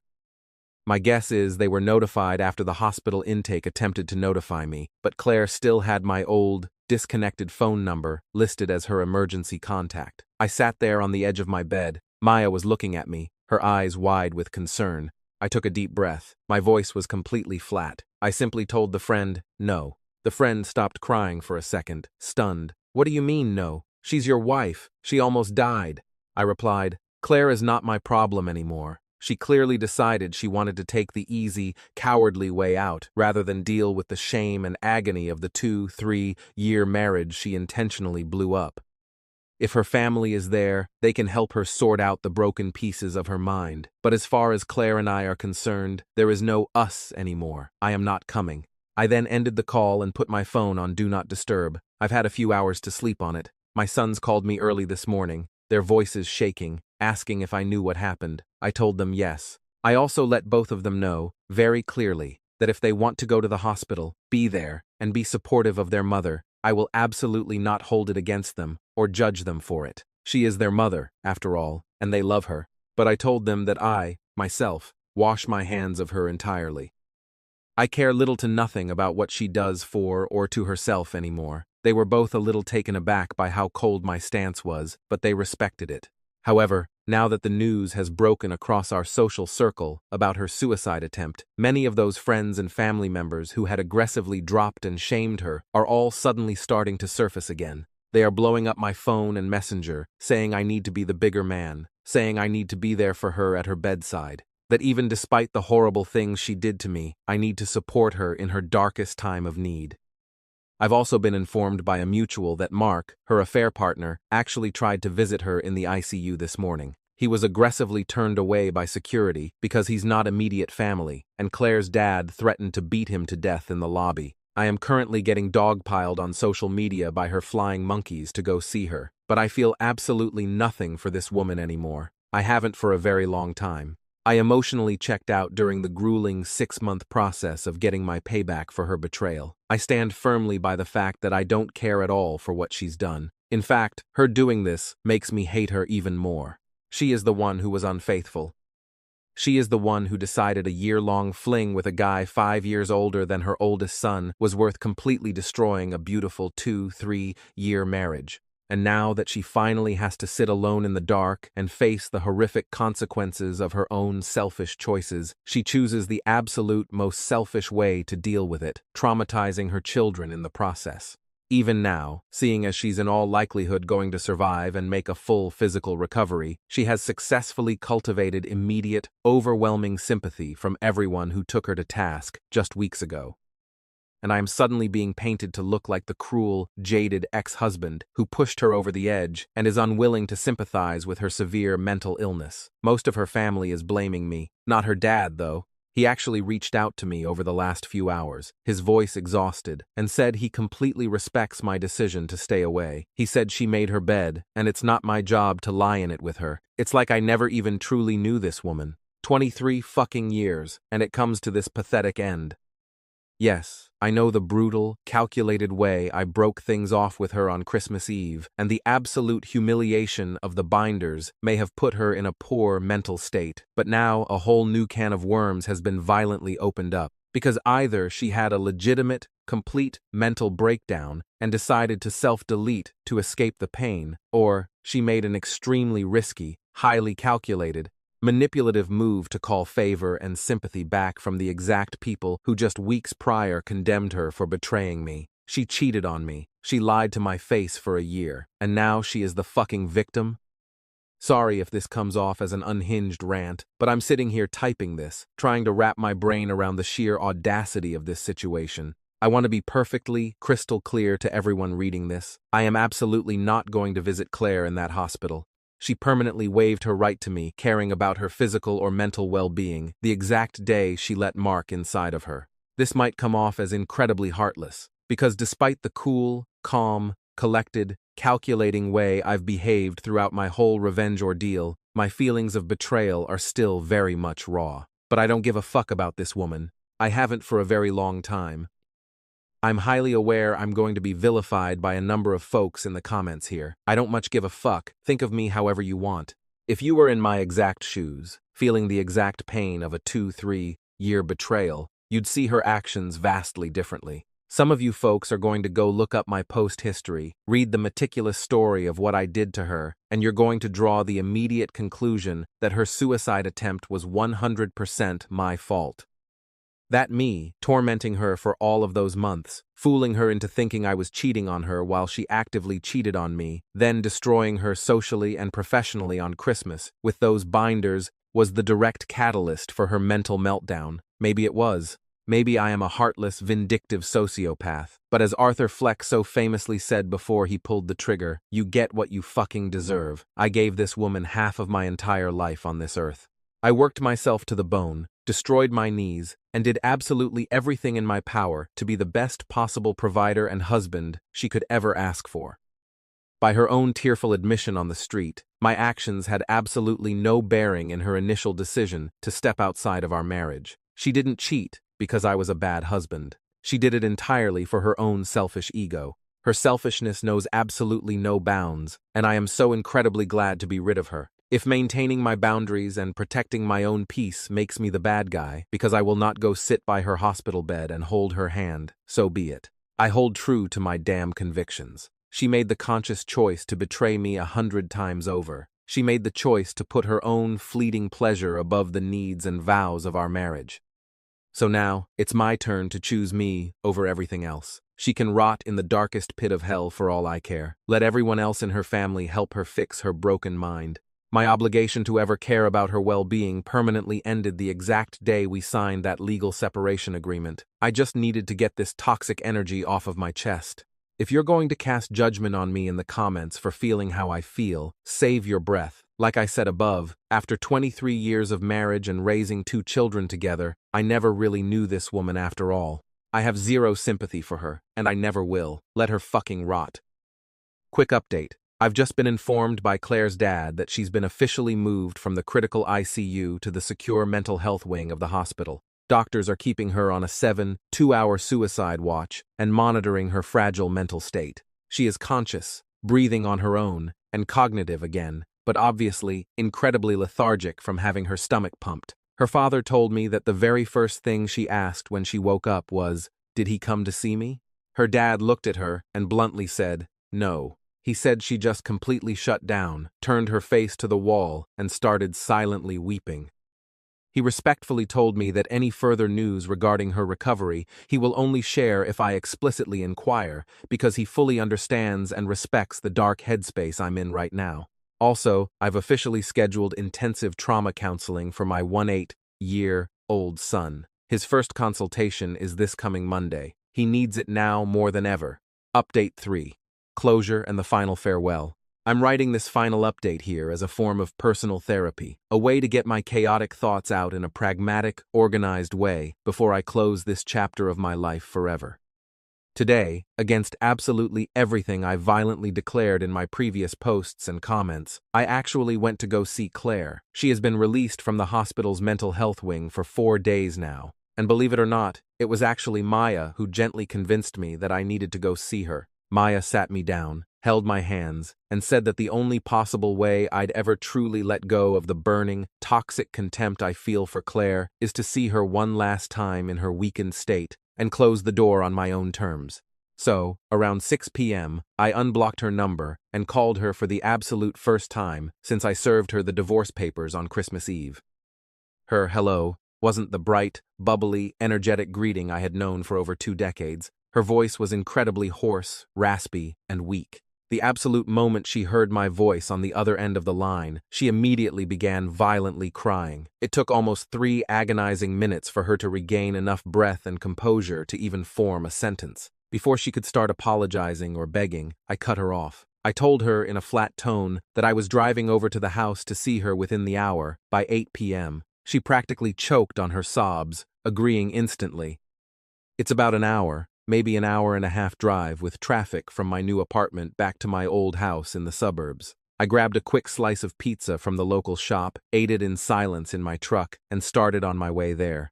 I pulled into the familiar driveway at exactly 7:47 p.m. She was already standing anxiously at the front door before I even put the truck in park. As I walked up the driveway and came near the porch light, I could clearly see the horrific physical toll her actions and her subsequent attempt had taken on her body. She was noticeably, shockingly thinner, and not the good kind of thin from working out, the sickly, malnourished, unhealthy kind of thin. Her skin was pale and waxy, her eyes were sunken with dark purple bags. As a whole, she looked like an extra from The Walking Dead. I stepped onto the porch. The very first thing she does is step forward, raising her frail arms, trying to come in for a desperate hug. I put my hand up flat against her shoulder and stop her cold. She got the immediate freezing hint that I wasn't there to console or hold her, and she backed off instantly, her eyes dropping to the floor in shame. We walk inside the house I built. It felt cold, stale. We go into the living room and sit down on opposite ends of the couches. Almost immediately, the dam breaks. Claire tells me she wants to completely come clean about absolutely everything. She tells me she couldn't live with the crushing, suffocating guilt of what she did to me and the boys. She said that from the exact day we sat in that lawyer's office and signed the separation agreement, she went into a rapid, uncontrollable downward spiral of agony and self-hatred that directly led her to her suicide attempt. Her friend, the one who called me in a panic from the hospital, had noticed her erratic, depressive behavior and started coming over daily to check in on her. Claire said the ICU doctors explicitly told her that had her friend not found her when she did, had she been laying on that bathroom floor for just 1 hour more, her liver would have completely failed and she would have succeeded in killing herself. She sat there, shivering, and admitted to utterly failing me as a wife. She admitted that her falling for Mark was deeply, sickeningly wrong, as was her cowardly choice not to pull back and confess when she knew she was getting too deep into the affair fog. She also profusely apologized for sharing the many intimate, private details of our marriage with Mark, and for speaking ill of me to him to justify her cheating. She sobbed, saying she never, ever imagined herself being the kind of horrible person who was capable of doing something so vile to the man she loved, but she was. She said she had convinced herself in her sick head that she was somehow justified, but ultimately, when she thought I was the one cheating on her with Maya, it all hit her like a ton of suffocating bricks. The feeling of betrayal she felt at the mere thought of me with another woman made her realize exactly what she was doing to me. She said she wanted to get out of the affair as soon as possible to save us, but it was obviously too late by then. My plan was already in motion. She wiped her nose with a tissue, looked at me with red, swollen eyes, and asked in a whisper, "At what exact point did you stop caring? When did you decide to do all of this?" I didn't blink. I looked at her and said, "The night you confronted me in the kitchen with the notion of me cheating. You did it with such righteous, hypocritical fervor, knowing full well you'd been fucking Mark in motel rooms for months at that point. I laughed in your face, remember? In that exact moment, I lost every single ounce of respect I ever had for you. It completely steeled my resolve to enact my plan and destroy you." She flinched as if I had physically struck her. She then told me about Christmas morning. She said that when she woke up alone in the bed and found the beautifully wrapped gift I left on her pillow, she was over the moon. She thought it was a peace offering, a sign we were going to reconcile, until she tore the paper off and opened the binder. She said that when she realized what it was, page after page of her own explicit texts, nudes, and the divorce papers taped to the cover, she literally went mad. She started screaming. She hasn't set foot in that master bedroom since that morning. She sleeps on the couch. She said she was frantically trying to find my new number, calling everyone. But when she went on Facebook to ask our friends, she saw that she was already getting publicly, violently thrashed by her friends and family about what she had done. She told me she had absolutely no idea how everyone knew the graphic details so incredibly fast. That's when I calmly leaned forward, rested my elbows on my knees, and told her about the other 13 binders. I told her about the $1,800 I spent at Office Max. I told her about the priority shipping. I told her exactly who received a copy: her parents, her siblings, my mother, her gossipy friends, her HR department, Mark's HR department, and Mark's devout Catholic parents. The look of absolute, soul-crushing shock on her pale face was priceless. It belonged in a museum. It all finally dawned on her, the grand scope of it. I didn't just leave her. I systematically, surgically eradicated her life. Everything she's gone through, her closest friends turning on her, her own parents shaming her, and yes, even her and Mark losing their lucrative careers, was 100% my calculated doing. She just fell completely silent. Her jaw trembled, but no words came out. She just shut down, staring blankly at the coffee table. I took the time to stand up and go use the hallway bathroom. When I walked in, it was in absolute shambles. The vanity mirror was cracked in the corner. Her expensive skincare products were strewn all over the floor, and the bathtub looked like it hadn't been scrubbed since the paramedics dragged her out of there to take her to the hospital. It smelled like stale depression. When I came back out to the living room, she had her face buried deep in her hands, violently weeping. Her shoulders were shaking, and I can honestly, swear to God, say, standing there looking down at the woman I spent 23 years with, I felt absolutely nothing. No more burning anger, no more volcanic rage, and absolutely, unequivocally, not a single shred of pity. They say the true opposite of love isn't hate, it's complete indifference. Looking at her pathetic, broken form sobbing on the couch, that is exactly all I felt. Indifference. A void. She slowly looks up at me through her fingers, her face a mess of tears and snot and whimpers. I fucked everything up. I completely ruined us. I ruined my life. I have absolutely no idea what to do now. I can't do this by myself. Please. I buttoned my coat. I looked down at her and said, "You've got your family. You've got the friend who found you. And you've got our sons, if you don't push them away too. But you do not have me, and you never, ever will again." I paused, letting the silence ring in the room. I came here tonight for one reason only: to give you absolute final closure from the ordeal you just subjected yourself to. But the exact moment I walk out that front door, I am a ghost. I am never looking back. Before I turned to leave, the topic of Mark briefly came up. She sniffled and told me that he had actually reached out to her 2 days ago from a burner number. They talked for a couple of hours. It ended with her screaming at him, telling him he needs to move on with his pathetic life, find a younger woman, and forget she ever existed. The brief remainder of the conversation was just Claire hopelessly apologizing on a loop for betraying me and asking me one final time, her voice cracking, "Is this really the end? Is there really no coming back from this?" I looked her dead in her sunken, tear-filled eyes with absolutely zero hesitation and said, "Yes. It's been over long before I left that binder on your pillow on Christmas. Goodbye, Claire."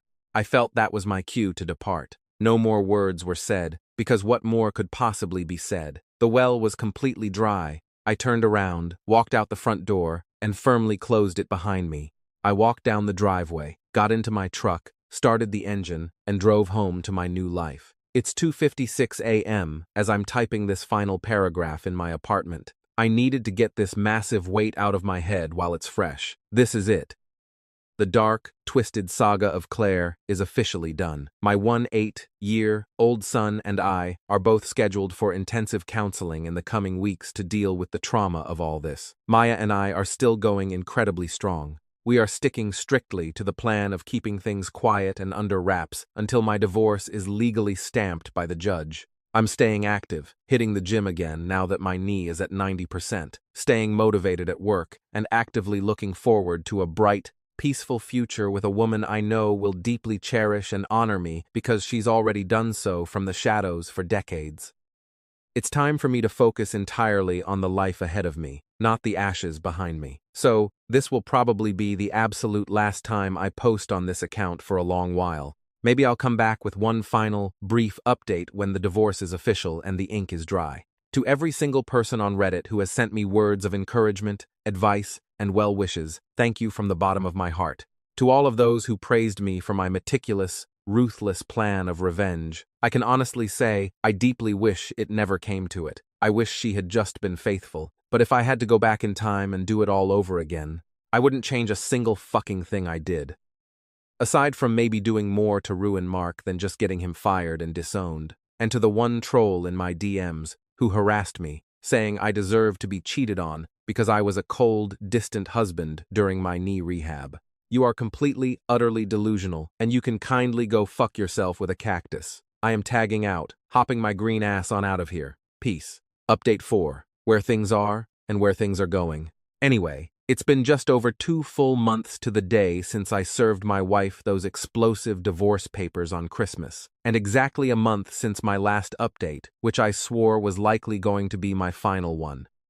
But a massive amount of life has gone down since that night. I walked out of her house, seeing as I logged back into this burner account and saw literally hundreds of unread messages, chats, and responses still flooding in after my last post. I figured I owe it to this community to go ahead and let everyone know exactly how the dust settled. But before all of that, I sincerely, from the bottom of my heart, have to say thank you again for all of the overwhelming support, tough love, and kindness that has been sent my way over my plight. I am as deeply thankful for all of the digital love I've gotten from you strangers on Reddit as I am for the real love I've gotten from my actual family.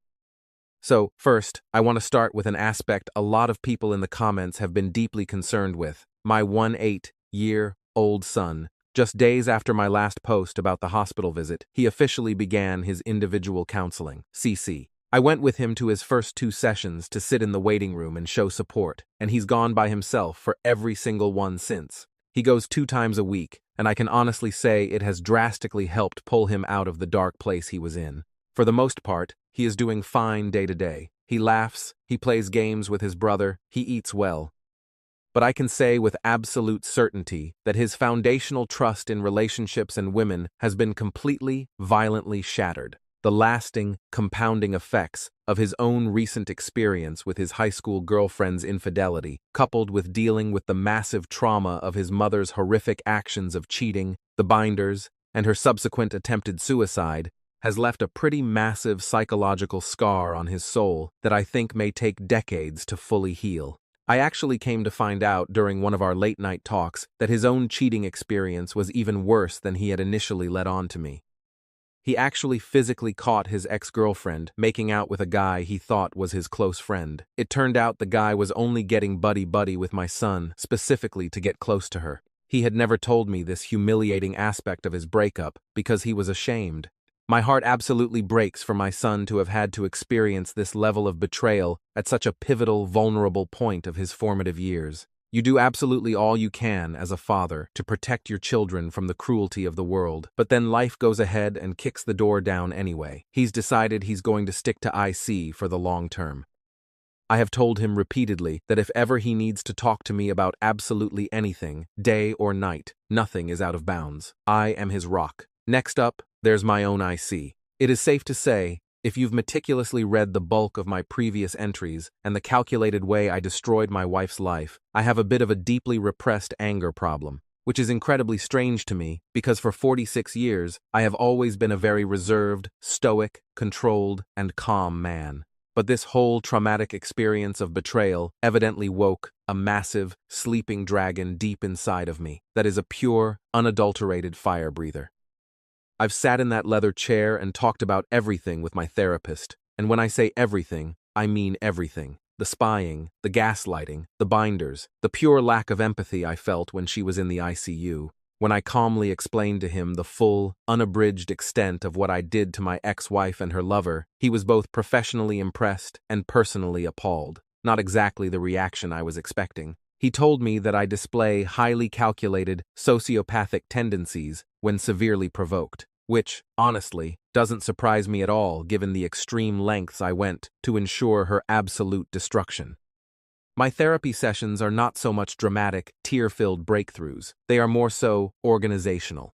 We are unpacking all of the chaotic things going on in my head regarding the violent implosion of my 2-3-year marriage, my lack of remorse, and trying to find a healthy emotional balance moving forward so I don't carry this toxic vindictiveness into my new life. Now, for the beautiful elephant in the room, Maya. I have absolutely no idea where I would be right now without this incredible woman. Never in a million years did I ever expect to have such a fiercely caring, deeply empathetic, nurturing woman by my side to carry me through the darkest period of my life. We are still very much going strong, and try as we have to keep our ongoing romantic relationship strictly under wraps from the general public until the divorce is finalized. It's pretty much completely out of the bag within our close-knit friend group. Everyone sees the way we look at each other. She just inherently gets me. She always has, ever since we were weird, outcast teens listening to grunge music in the 90s. And since she personally knows the agonizing pain of having the person you've invested your life into cheat on you, her ex-husband was a serial cheater, she does absolutely all she can to help me cope with my lingering feelings of anger and betrayal. We currently split our time evenly between staying at her place and my new apartment. The serious discussion has already come up about officially moving in with each other once my lease is up. But her 6-year-old daughter puts a temporary kibosh on that immediate idea. My studio apartment is nowhere near big enough for 3 people, and I am locked into my lease until early 2022, so for now, we will just keep splitting time. When her daughter is away visiting her biological father for the weekend, Maya is at my place. When she has her daughter, I am over at hers. Speaking of her daughter, let's call her Anna. I absolutely, entirely adore this kid, and she has taken a massive shining to me. I wish I could find the proper words to truly put into perspective how important Maya and Anna have been to me through all of this darkness. If you haven't taken the time to read my previous entries closely, Maya has secretly been deeply in love with me since we were sophomores in high school. But she was a self-described ugly duckling back then who genuinely thought she had absolutely zero chance with me. So she actively, painfully sat by and watched me chase after, date, and eventually marry Claire. Knowing exactly how she felt, for well over 25 years, she held this massive secret buried in her heart until a week after I had my divorce hearing, where we met for diner food, and she bravely laid everything on the table. I consider myself the luckiest man on earth to have her in my life. We constantly, excitedly talk about what the future holds between us. As we have both been severely burned by the institution of marriage, we initially agreed we were definitely not going that legal route again. But we have deeply discussed a lifelong civil union.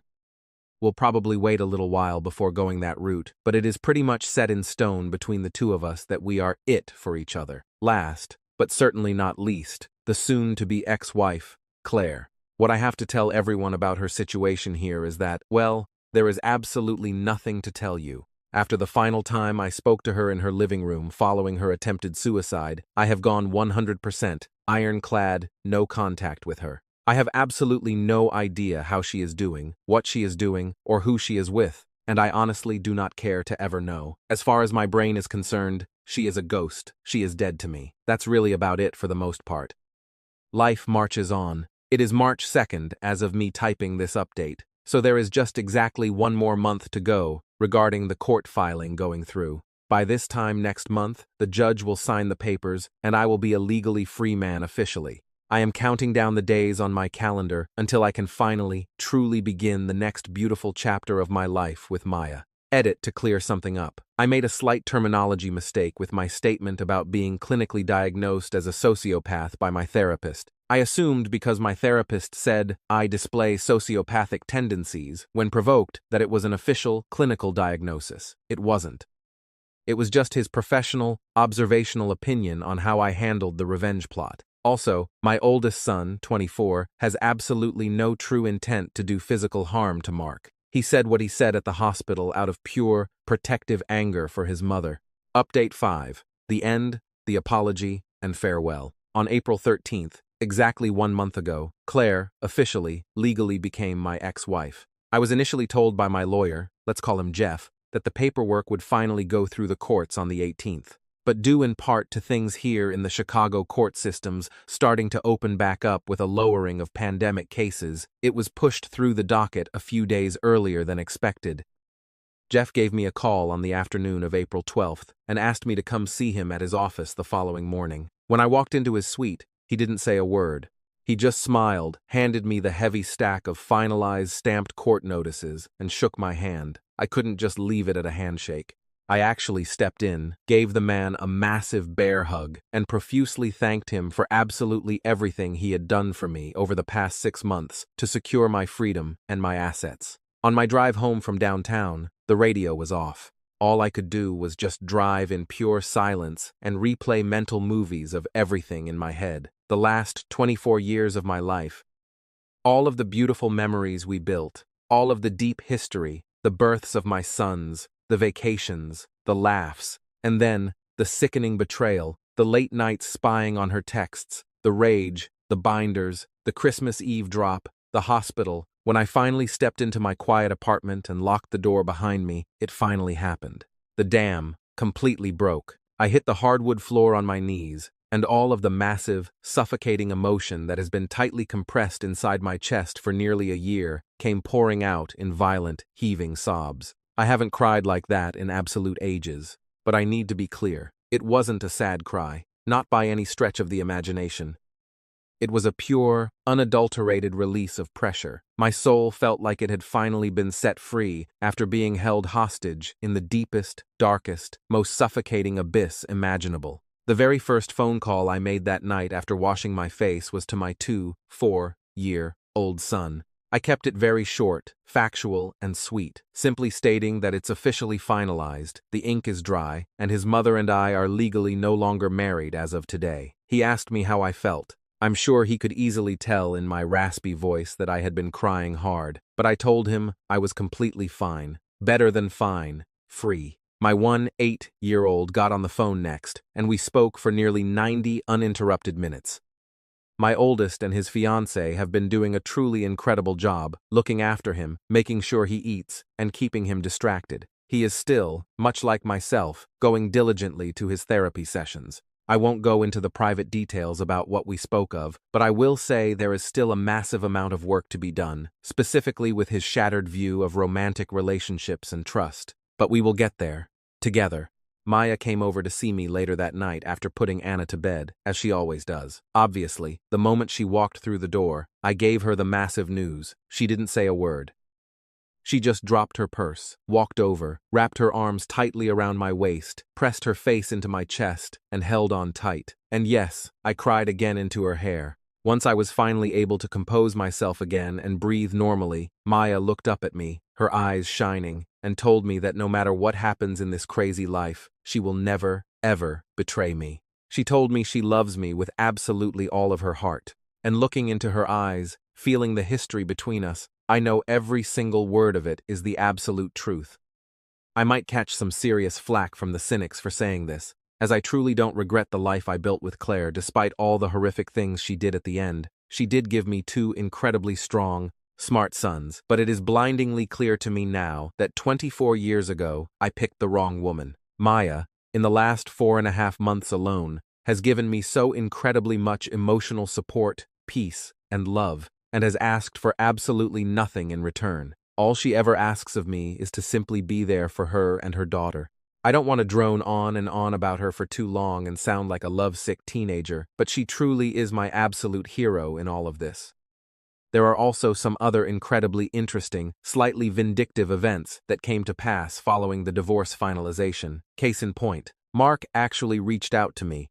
Yes, the 29-year-old homewrecker actually sent me a private message right here on Reddit. It turns out, he saw my story when it blew up and was narrated on a massive YouTube channel, and he immediately recognized the hyper-specific details of the binders and the timeline. Before anyone asks in the comments, no, I will absolutely not be revealing what his Reddit username is. I think I've made the kid suffer enough real-world consequences.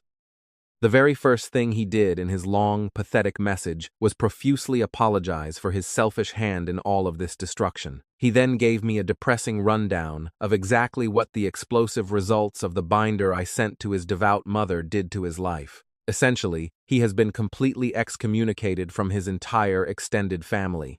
His mother, as I learned when I was meticulously planning out my payback months ago, is a deeply devout, old-school Catholic woman. The kind who is in church 3 days a week, praying the rosary, in nomine patris type of devout, so her personal views on the absolute sanctity of marriage are rigid and sacred. Learning, via a gift-wrapped binder full of graphic texts and nudes, that her own son just actively broke up a marriage that was almost a quarter of a century long, sent her into a biblical rage. She packed his bags and kicked him out of her house that very same day. And within the week, when his corporate employer opened the identical binder I sent to their HR department, he was unceremoniously fired and blacklisted from the firm. He told me he has been miserably couch-hopping between reluctant friends' apartments and desperately trying to find a new job in his field ever since. But the corporate world in Chicago is small, and word travels fast. He claimed he had wanted to reach out to me to apologize on social media for months, on all of the specific platforms where he cowardly blocked me when he was actively fucking my wife, but admits he was terrified to do so, because, in his exact words, if you were able to find out all of that hidden information and systematically destroy my life without me ever knowing, I was terrified of what you would do if I provoked you again. I admit, I could have easily went all in on destroying this kid even further. I could have doxed him, but I didn't. I had no more anger left for him. I simply asked him one question. When was the absolute last time you saw or spoke to Claire?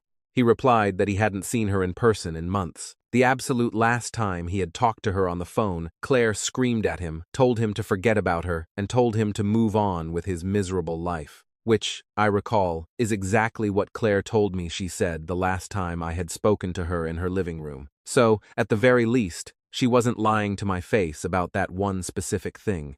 I asked a few more clarifying questions about the timeline of the affair, and the kid was surprisingly, pathetically forthcoming.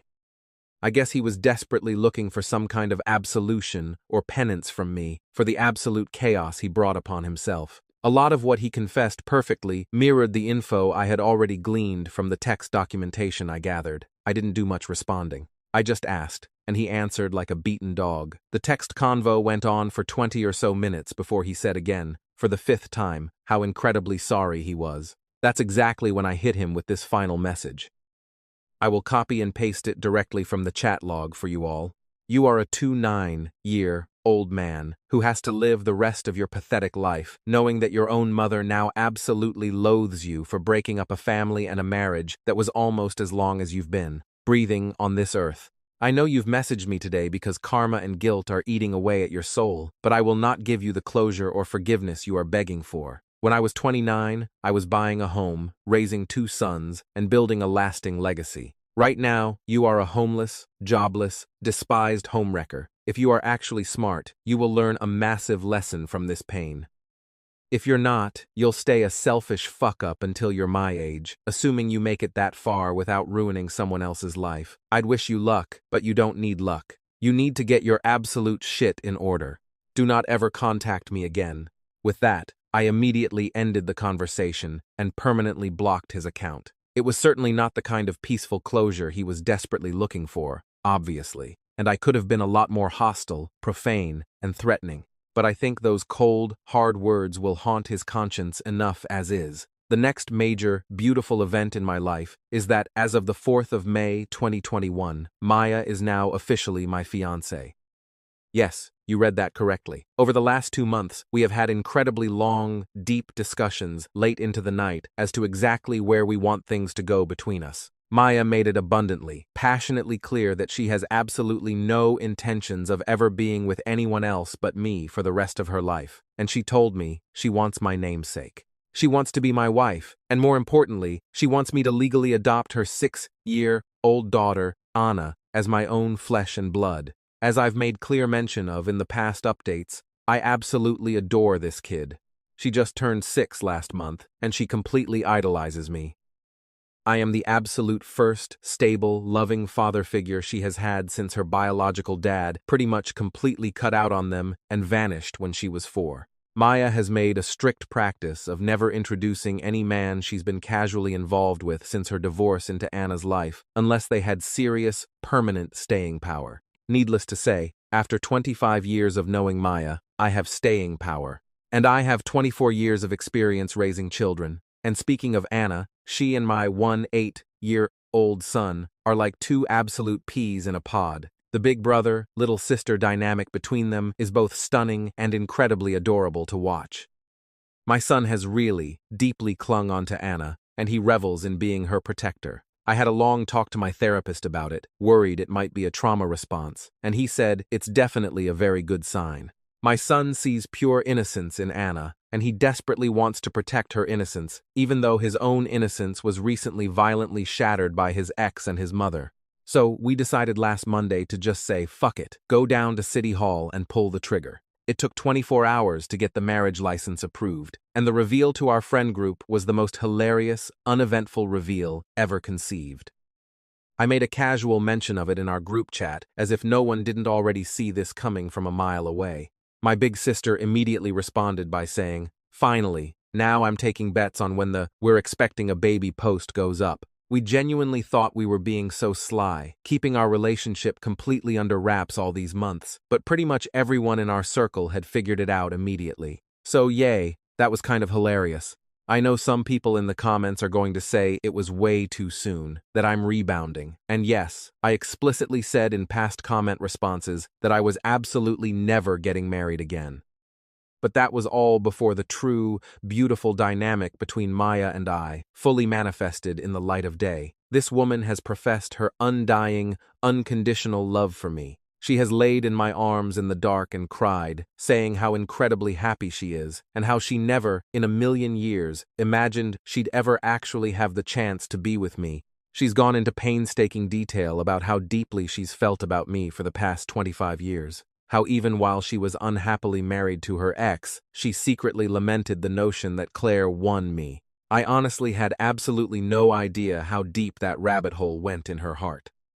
She even went as far as tearfully confessing that there were times over the decades where she herself had dark thoughts of trying to initiate an affair with me pop into her head, but she said she could never, ever be that kind of destructive person to me or my family. And even so, through all of the long years I've known her, she has given me so much support, so much laughter, and asked so incredibly little in return. Even the woman I married and had 2 children with has never, ever shown the sheer amount of pure, selfless love to me that Maya has. I would be an absolute, monumental fool not to give her my last name. So now, she is going to have it. And we are currently in the early legal stages of paperwork for me officially adopting Anna, and finally, to tie up the last loose end, there's Claire. I have not spoken a single word to her since the last time I visited our old marital home, which is going on 4 months ago now. But mutual friends, the very few ones that are left, do occasionally send me unprompted updates from time to time.